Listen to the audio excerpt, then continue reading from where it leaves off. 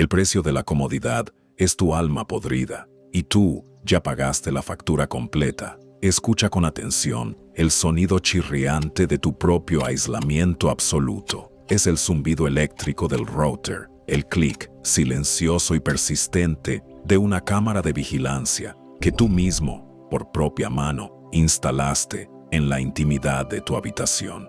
Tu teléfono no es un simple teléfono, es, en realidad, el micrófono más sensible y eficiente en la sala de interrogatorios más grande y sofisticada de toda la historia humana. Y lo que es peor, lo sostienes voluntariamente, con devoción, frente a tu boca cada segundo del día. George Orwell no escribió una simple novela de ficción sobre el futuro lejano. Él te dejó las llaves oxidadas de la celda de cristal en la que ya vives y respiras. La profecía no trataba sobre un tirano lejano, con bigote y botas de cuero. Era sobre ti, sobre tu propia esencia, sobre tu pulsión casi biológica de darle like a la mentira manufacturada que te reconforta y de reportar con furia la verdad cruda que te incomoda. 1984 no es una cifra en el calendario. Es el manual de usuario detallado de tu ansiedad social contemporánea.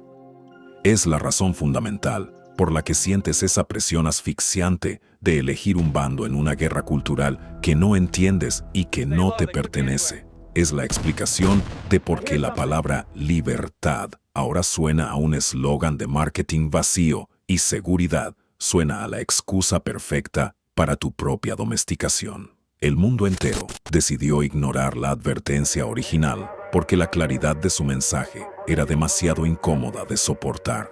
Prefirió entregarse al hechizo de las pantallas.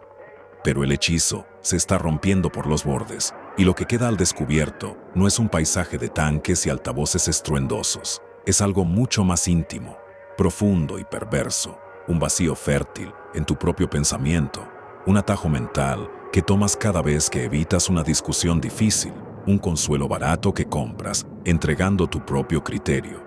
Esto no es una clase magistral de literatura, es una intervención de emergencia. Orwell no necesita que lo defiendas en foros intelectuales. Necesita que te reconozcas de una vez por todas en el espejo distorsionado que él construyó. Tu realidad, tal como la consumes a diario, es un producto de fábrica diseñado para el consumo masivo. Y la fábrica tiene un nombre propio. Vamos a abrir las puertas de par en par. El hombre detrás del abismo. Eric Blair no se convirtió en el mítico George Orwell por un simple capricho literario. Fue un acto consciente de deserción total. Un acto de guerra contra su propia clase social. Tu imagen mental del escritor tímido y enfermizo con un suéter de lana es una mentira conveniente. Borra esa imagen ahora mismo. Imagina en su lugar a un infiltrado de alto riesgo, un hombre que cruzó voluntariamente las líneas enemigas de la clase, de la ideología y de la realidad misma, para traerte un informe de inteligencia desde el otro lado del abismo. Su vida no es una biografía convencional, es una película de espías donde el héroe se da cuenta de que todos los bandos, sin excepción, trabajan para el mismo amo, el lado del poder absoluto. Su primera misión fue nacer en el corazón palpitante del imperio, India, 1903. Su padre era un funcionario del Imperio Británico encargado del comercio del opio. No es un dato trivial, es el trauma fundacional de su existencia.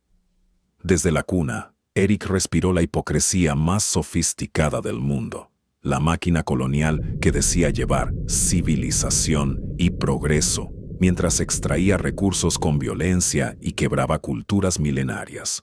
El lenguaje, desde entonces, ya estaba podrido en su entorno. Las palabras grandilocuentes ya servían para encubrir la crueldad más básica. A los 8 años, lo mandan a Inglaterra, no a un hogar acogedor, sino a un campo de entrenamiento psicológico para la élite, un internado preparatorio brutal, y luego Eton. Aquí no aprendió simplemente latín, aprendió la anatomía oculta del privilegio. Vio a los futuros gobernadores del mundo practicar la tiranía más pura en el patio del colegio y vestirla con modales impecables y elegancia en la cena. Su reacción no fue la rebeldía ruidosa del que grita consignas. Fue el desprecio silencioso, gélido y analítico del que toma notas en la oscuridad. Se convirtió en un antropólogo de la mentira aceptada socialmente. Aprendió pronto que el poder no necesita grilletes de hierro cuando tiene tradición, cuando tiene un uniforme respetado, cuando posee un acento distinguido que intimida. Pero un espía de verdad necesita pruebas tangibles, necesita vivir en la piel del enemigo. Y el enemigo, para el joven Eric, era la pobreza absoluta, esa que su clase ignoraba con una elegancia criminal. Así que hizo algo que tú, en tu vida protegida y cómoda, solo te atreves a fantasear. Desertó. A los 20 y pocos años, renunció a su clase privilegiada, a su futuro económico asegurado y a su propio nombre. Se sumergió en los bajos fondos de París y Londres, no como un turista de la miseria que toma fotos, como un hombre sin blanca, sin derechos, sin identidad. Fue lavaplatos en hoteles de lujo, donde los chefs bebían el vino más caro mientras escupían con odio en la sopa que servirían a los clientes ricos. Durmió en asilos públicos, que eran auténticas cárceles para los pobres, donde te robaban hasta los zapatos sucios mientras intentabas dormir. Sintió el hambre física real, un animal salvaje que roe tus entrañas desde dentro. Sintió la humillación administrativa, esa mirada burocrática que te borra como ser humano y te convierte en un número molesto. Esta no es una anécdota colorida para su currículum. Es la forja de su método de análisis. Orwell llegó a una conclusión brutalmente honesta. No se puede entender un sistema de opresión desde fuera observando con binoculares. Tienes que contagiarte de él. Tienes que dejar que el sistema te marque la piel y el alma. Su escritura no nació en el silencio de una biblioteca. Nació en el olor nauseabundo, a col podrida de una cocina de restaurante, en el frío glacial que cala los huesos en un dormitorio público compartido con extraños. Él escribía con el cuerpo, con los nervios. Por lo tanto, cuando leas sus descripciones de la miseria en 1984, entiende que no son metáforas literarias. Son recuerdos musculares dolorosos. El Ministerio de la Abundancia racionando el chocolate y el gin de mala calidad. Eso lo vivió en carne propia. La degradación sistemática de Winston Smith, esa la sintió Eric Blair en su propia piel mucho antes de escribirla. Pero la misión de mayor riesgo vital llegó en 1936, España. Guerra civil. Orwell, ya convertido en socialista por experiencia visceral y no por teoría, va a luchar activamente contra el fascismo. Va con la fe ciega del converso, creyendo profundamente en la fraternidad de la izquierda. Y allí, en las trincheras embarradas de Barcelona, recibe el disparo preciso que cambiaría su visión del mundo para siempre. Una bala fascista le atraviesa el cuello de lado a lado. Por milímetros milagrosos, no muere en el acto. Pero la herida verdaderamente mortal no era esa física. La traición real venía de su propio bando, de sus propios ideales. Mientras se recupera de la herida, ve con horror la purga interna. Sus camaradas del POM, socialistas antiestalinistas que luchaban en el frente, son declarados súbitamente enemigos del pueblo. Son cazados como animales, torturados y asesinados en checas por los agentes de la NKVD soviética, los supuestos aliados en la guerra contra Franco. La izquierda se devoraba a sí misma en un frenesí paranoico. La ortodoxia ideológica exigía sangre de sus propios hermanos. Orwell y su esposa, Eileen, tienen que huir, esconderse en hoteles, escapar de España como si fueran criminales de guerra, perseguidos con saña por los mismos que deberían haberlos protegido. Este es el momento crucial de la historia, el trauma psicológico que parió a 1984.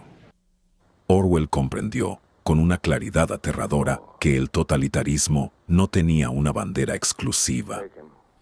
Era un virus ideológico que infectaba cualquier bando que buscara el poder absoluto sobre el individuo. La guerra perpetua de Oceanía contra Eurasia o Eastasia, cambiando de enemigo mortal de la noche a la mañana sin dar explicaciones. Eso no lo inventó en su escritorio, lo vivió en las calles de Barcelona. La policía del pensamiento, persiguiendo herejes dentro del propio partido. Eso lo respiró en el aire, envenenado de la traición española. Aprendió que el régimen perfecto no solo mata a sus oponentes, reescribe la historia oficial para que esos oponentes nunca hayan existido realmente y obliga a todos los supervivientes a fingir, bajo pena de muerte, que siempre creyeron la nueva verdad del día. Regresa a Inglaterra, marcado para siempre, no solo por la cicatriz visible en su cuello, sino por una certeza feroz y solitaria. El mayor peligro para la humanidad no era el fascismo explícito, sino la mentira que se viste con las ropas de la verdad, la traición que se hace llamar lealtad. Y entonces, el último gran villano toca a su puerta debilitada, la tuberculosis, la enfermedad que le roba el aliento vital paso a paso. Escribe sus dos obras maestras, Rebelión en la Granja y 1984, en una racha agónica de tos, fiebre alta y sangre en los pañuelos. Se muda a una cabaña remota, gélida y aislada en la isla de Jura, no por un deseo romántico de soledad, sino porque es el único lugar que puede pagar y porque siente con desesperación que se le acaba el tiempo en este mundo. Imagínalo por un momento, tosiendo violentamente sobre el manuscrito, debilitándose físicamente cada hora, sabiendo con certeza que está muriendo. 1984 no es una especulación intelectual sobre el futuro, es un testamento final escrito, con la urgencia de la muerte golpeando la ventana. Cada palabra es filtrada por la fiebre y la conciencia de que este es su último mensaje de advertencia al futuro de la especie. No hay espacio para lo decorativo o lo superfluo, solo existe la claridad de un cirujano que opera sin anestesia. Por eso su prosa es como un cristal, transparente, cortante y gélida. Es la prosa de un hombre que no tiene absolutamente nada que perder excepto la verdad misma. Por lo tanto, cuando leas a Orwell hoy, no pienses que estás leyendo las teorías de un intelectual de café. Estás leyendo el informe forense detallado de un espía que se infiltró con éxito en 3 frentes distintos: en la hipocresía de la clase alta británica, en la desesperación sin nombre de los parias de la tierra y en la paranoia fratricida de las revoluciones, traicionadas por sus propios líderes. Murió a los 46 años, consumido por la enfermedad que era, de algún modo simbólico, la manifestación física de la podredumbre moral que había pasado toda su vida diseccionando con su pluma. Ahora, con este hombre real en tu mente, no el ícono de bronce, sino el herido, el traidor a su clase, el moribundo, es cuando podemos abrir por fin su manual de operaciones secretas, porque sus conceptos no son simples juegos de palabras para pasar el tiempo. Son las herramientas de precisión que él usó para descifrar la Matrix de su tiempo histórico. Y te apuesto mi último suspiro a que son exactamente las mismas herramientas que necesitas con urgencia para descifrar la tuya. El viaje a la teoría empieza por el lugar más íntimo y vulnerable que posees, las palabras que usas para pensar en la oscuridad. Prepárate, vamos a abrir tu cráneo y a examinar con lupa el software que corre en tu cerebro. El martillo teórico abre el diccionario oxidado de tu mente. Ahora, con un fósforo virtual, quema la mitad de las palabras que encuentres, especialmente las palabras más incómodas y pesadas: libertad, justicia, privacidad, dignidad. Deja solo las palabras funcionales, las que no causan problemas: seguro, eficiente, práctico, entretenido. ¿Qué acabas de crear con este incendio controlado? No es un idioma nuevo para poetas, es el sistema operativo de una mente domesticada y predecible. Bienvenido al concepto más letal de Orwell, el que está operando en este preciso milisegundo en tus redes sociales, en tu jerga corporativa de oficina y en tus debates políticos de bar, la neolengua. Olvida por un momento la figura del gran hermano. Es una distracción para que mires hacia otro lado. El verdadero monstruo no es el que te vigila desde fuera con cámaras, es el mecanismo interno que te convence de que no vale la pena tener pensamientos que sean lo suficientemente valiosos como para ser vigilados. La neolengua no es solo un idioma inventado para una novela, es un ataque directo de ingeniería inversa a la conciencia humana. Su objetivo fundamental, explicado magistralmente por Syme en la novela, es claro: destruir palabras, reducir el alcance total del pensamiento. Cada año que pasa se eliminan más palabras del diccionario oficial. Cada edición nueva es más delgada y pobre. ¿Por qué? Porque si no existe físicamente la palabra libertad, se vuelve técnicamente imposible concebir el concepto de libertad. Es imposible extrañarlo si no tiene nombre. Es imposible rebelarse por algo que no puedes ni siquiera nombrar en tu cabeza. La libertad se convierte en un fantasma, sin rostro ni nombre. Y tú, aunque no te des cuenta, vives en una versión beta constante de la neolengua. No la impone un ministerio con soldados. La adoptas tú mismo, voluntariamente, por pura pereza mental. Piensa en esto. Has reemplazado la frase «estoy deprimido», solo y profundamente perdido, por un simple «estoy quemado» o «burnout». Has reducido debates políticos de una complejidad milenaria a términos binarios como basado o cringe.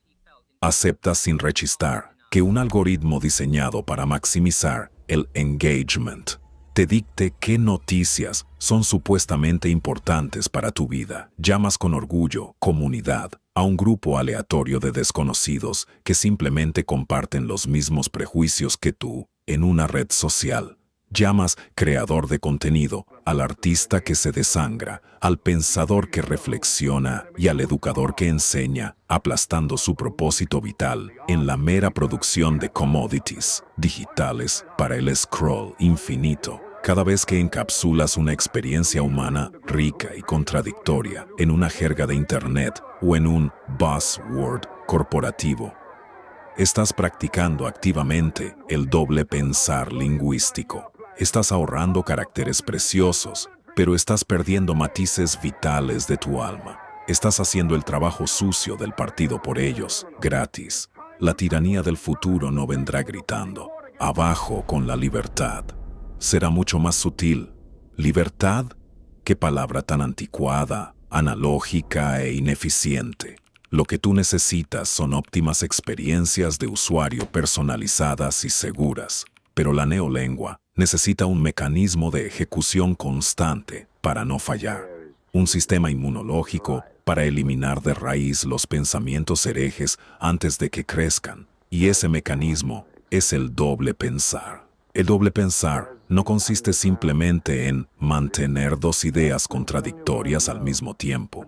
Eso es hipocresía común y es para aficionados. El doble pensar es algo mucho más perverso y profundo. Es el poder psicológico de sostener dos creencias totalmente contradictorias, saber conscientemente que son contradictorias y, sin embargo, creer con plena fe en ambas. Es borrar la discordia cognitiva, no resolviéndola con lógica, sino anulando el mismo hecho de que exista una contradicción. En 1984, el partido proclama: la guerra es paz, la libertad es esclavitud, la ignorancia es fuerza.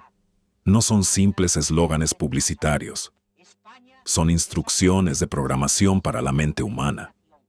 Te entrenan para que tu cerebro no se resquebraje ante lo absurdo, sino que lo acepte con naturalidad como una verdad de un orden superior que no te corresponde cuestionar. Tu versión moderna de esto es mucho más sutil, pero igual de corrosiva para tu integridad. Esta aplicación roba mis datos más íntimos, pero es tan sumamente conveniente para pedir comida. Y sigues usándola cada noche. Este político miente de forma constante y demostrable. pero al menos ataca y daña a la gente que yo he decidido odiar. Y sigues dándole tu voto. Necesito desconectar de las pantallas urgentemente para salvar mi salud mental, pero no puedo permitirme el lujo de perderme lo que está pasando ahora mismo. Y sigues haciendo scroll hasta la madrugada. El doble pensar es el pegamento invisible que mantiene unida tu vida hoy. Una vida que es cognitivamente disonante en cada esquina. Te permite decir que amas la ecología mientras pides delivery cada día en envases de plástico desechable. Te permite valorar la privacidad como un derecho humano mientras subes cada momento íntimo de tu vida a una story pública. No eres un simple hipócrita. Eres un ciudadano moderno modelo, perfectamente entrenado en el arte de la desconexión moral selectiva. ¿Cuál es el combustible infinito de esta máquina de control? ¿El miedo al castigo? No, el miedo es caro. El combustible es algo mucho más barato, accesible y renovable. La ignorancia flotante. En la novela, Oceanía está en guerra perpetua, pero el enemigo cambia de un segundo a otro. En un instante, Eurasia es el enemigo de siempre, el mal absoluto, y Eastasia es el aliado fiel. De repente, sin aviso, los términos se invierten, y todos los periódicos, todos los archivos históricos, todos los discursos son reescritos en horas para que siempre haya sido así. La masa no cuestiona el cambio, simplemente transfiere todo su odio acumulado hacia el nuevo objetivo designado por la pantalla. La histeria es la única constante. Solo el objeto de esa histeria es intercambiable según la necesidad del momento. Abre ahora mismo tu feed de noticias. ¿Cuál era el pánico moral absoluto de hace apenas 6 meses y el de hace un año? ¿Dónde quedó toda esa energía? Fue reemplazada quirúrgicamente por uno nuevo, igual de urgente, igual de demandante de tu indignación absoluta. No se te pide nunca que pienses profundamente en un problema complejo. Se te pide que sientas una descarga eléctrica de adrenalina tribal o por un bando contra el otro. Y cuando ese conflicto deje de generar clics y engagement, se te presentará uno nuevo, fresco y brillante. El enemigo es flotante por diseño. Tu atención es una mercancía que se subasta. Tu indignación es un recurso renovable que otros explotan. Eres, en esencia, un reactor de odio de bajo mantenimiento para el sistema. Todo esto nos conduce directamente al núcleo duro del poder orwelliano, el control total de la realidad. El Ministerio de la Verdad no se dedica a ocultar los hechos incómodos, se dedica a destruirlos físicamente y a crear hechos nuevos desde cero.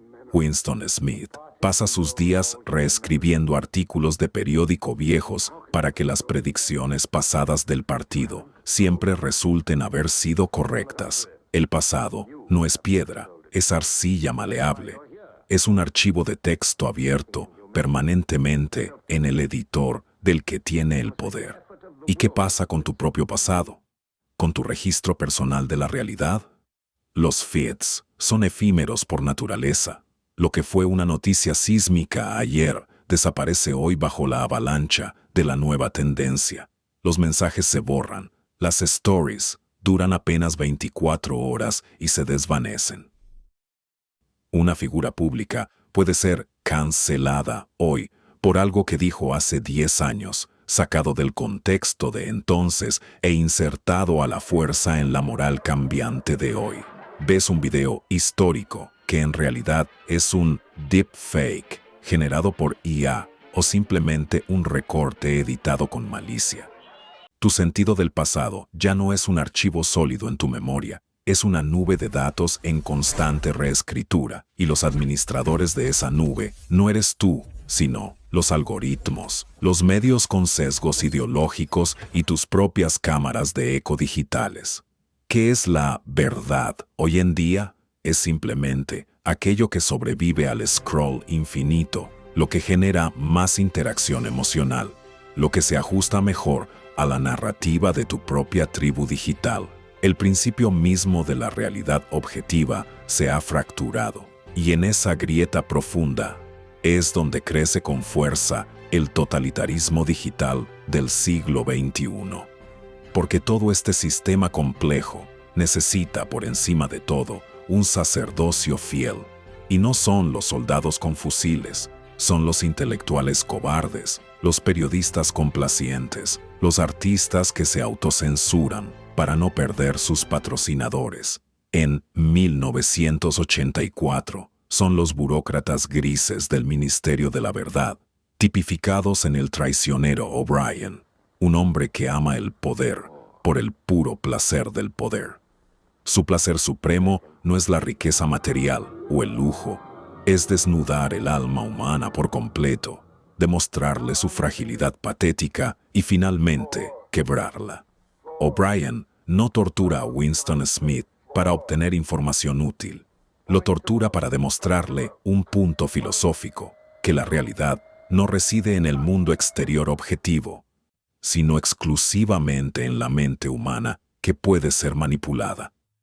Si quiero que creas que te paras sobre una sola pierna mientras vuelas, tú lo creerás, le dice. Es la tiranía que se logra por el consentimiento psicológico de la víctima, no por la fuerza bruta. ¿Quién es tu O'Brien moderno? Es ese algoritmo sofisticado que conoce tus sesgos cognitivos mejor que tú mismo. Ese sistema que te da pequeñas dosis de dopamina en forma de likes, cuando repites fielmente la ortodoxia de tu burbuja, y que te castiga con el silencio administrativo del shadow ban cuando te desvías del camino marcado. No necesitas una celda de tortura física.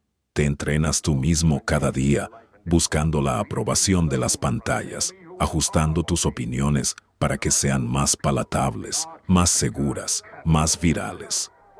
El partido moderno no te prohíbe pensar de forma explícita, te recompensa generosamente por pensar de la manera correcta, y el miedo atroz a la exclusión social, al ostracismo digital, es tu propia sala 101 particular.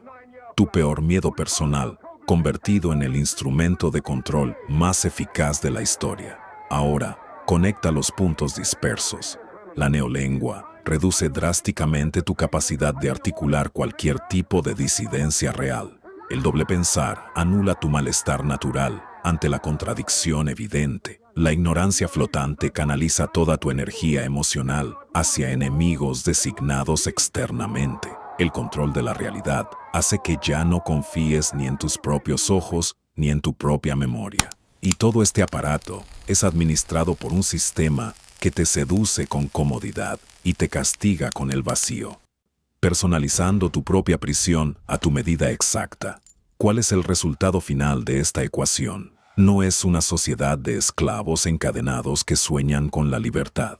Es algo mucho más triste, una sociedad poblada por Winston Smiths, derrotados de antemano, gente que intuye vagamente que algo está muy mal, pero cuya rebelión es impotente, egocéntrica y al final puramente autoindulgente. Winston no se rebela por un ideal grandioso de justicia universal, se rebela por un pequeño diario íntimo y por un amor prohibido en una habitación sucia. Es una rebelión personal, no política, y el sistema moderno puede tolerar e incluso necesitar esas pequeñas rebeliones controladas para poder aplastarlas públicamente y demostrar así su omnipotencia. Y tu propia rebelión moderna suele ser igual de íntima y estéril. Publicar un tuit supuestamente controvertido, usar un perfil anónimo para insultar, consumir contenido que crees que está prohibido. Son actos de desafío que ocurren siempre dentro de los muros de la misma plataforma que te controla. Le das tráfico y engagement al mismo sistema que denuncias con furia. Es el ciclo de retroalimentación perfecto. Orwell no te muestra un infierno de fuego y azufre espectacular. Te muestra un infierno gris, burocrático y mortalmente aburrido. Un infierno donde el sexo se vuelve insípido, el arte se convierte en propaganda barata, la amistad es una lealtad vigilada por el miedo, y el amor es un acto de desesperación política. Un infierno donde la traición final no es la que otros te hacen a ti, sino la que tú cometes contra ti mismo, contra tus propios principios fundamentales. solo para escapar por un momento del dolor.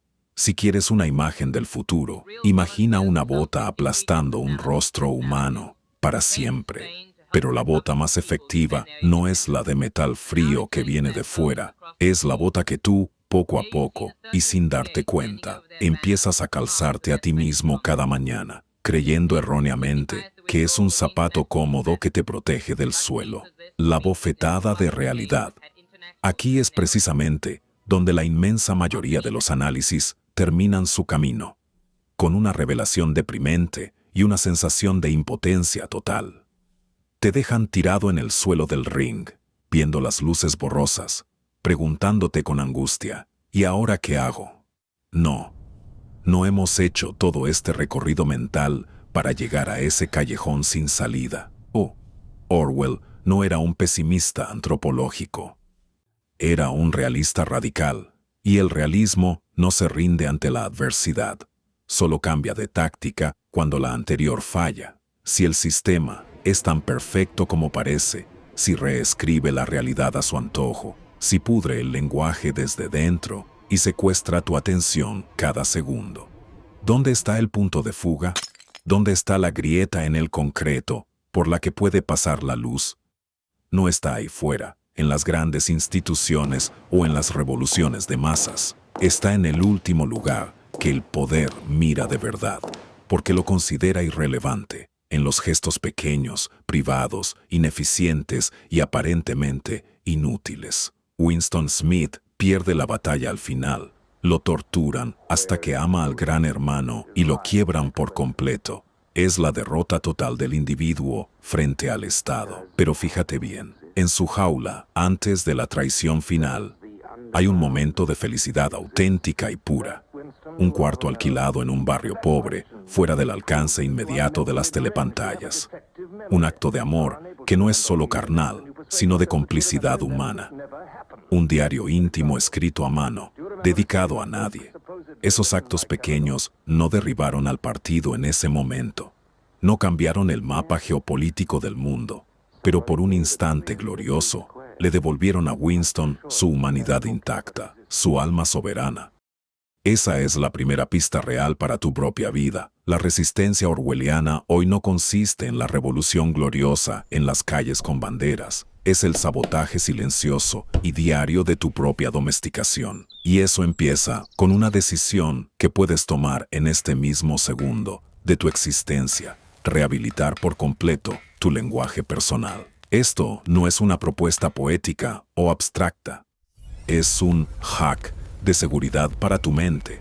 La neolengua entra en tu cerebro por las palabras que usas sin pensar, por inercia social. Así que tu contramedida debe ser brutalmente simple y directa. Haz una pausa consciente. La próxima vez que vayas a usar una palabra cargada como libertad, justicia, amor, verdad, comunidad o enemigo, detén el flujo de tu mente. Exígele a tu cerebro una definición propia y concreta. ¿A qué te refieres exactamente con esa palabra?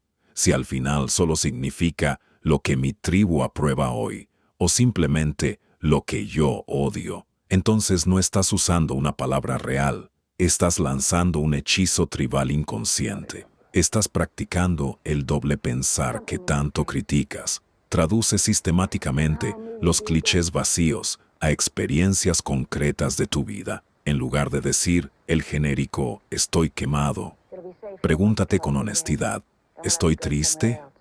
¿Tengo miedo? ¿Me siento vacío por dentro? ¿Estoy sobrecargado de tareas inútiles?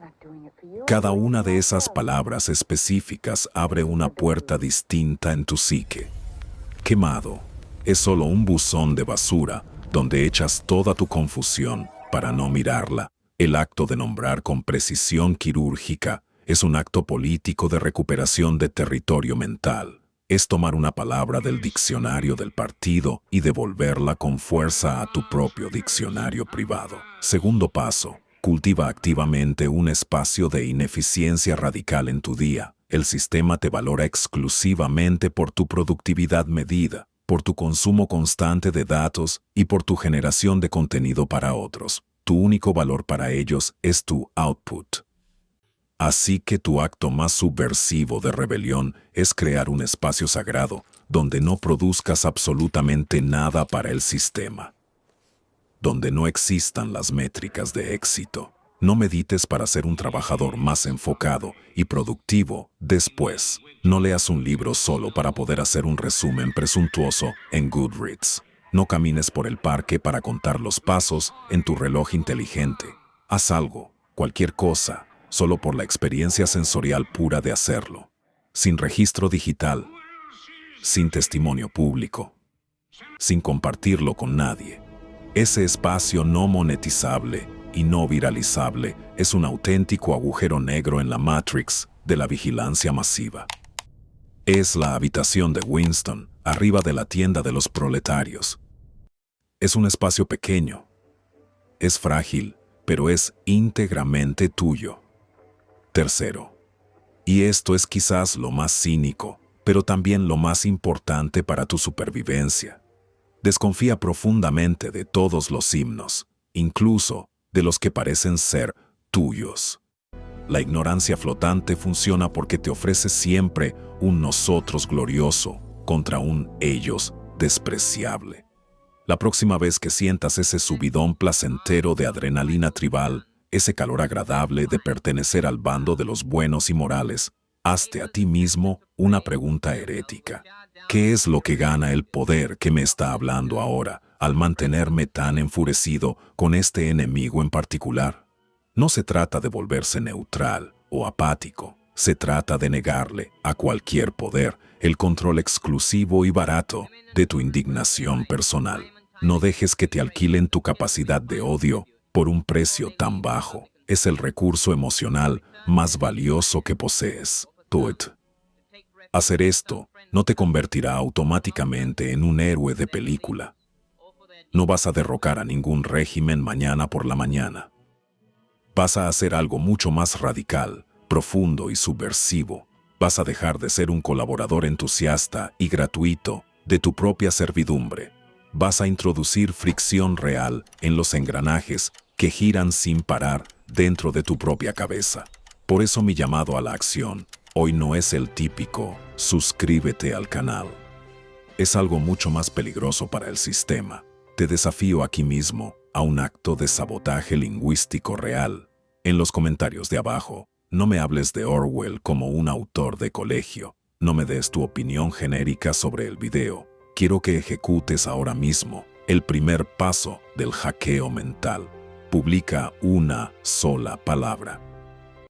Una palabra que sientas de verdad que el mundo moderno ha vaciado de todo significado real, que se usa hoy como un arma arrojadiza o como un tranquilizante social. Luego, si tienes el valor suficiente, escribe entre paréntesis tu propia definición personal, íntima y concreta. La definición que no le darías nunca a un algoritmo de búsqueda, sino a un amigo de verdad en una conversación honesta a las 3 de la mañana.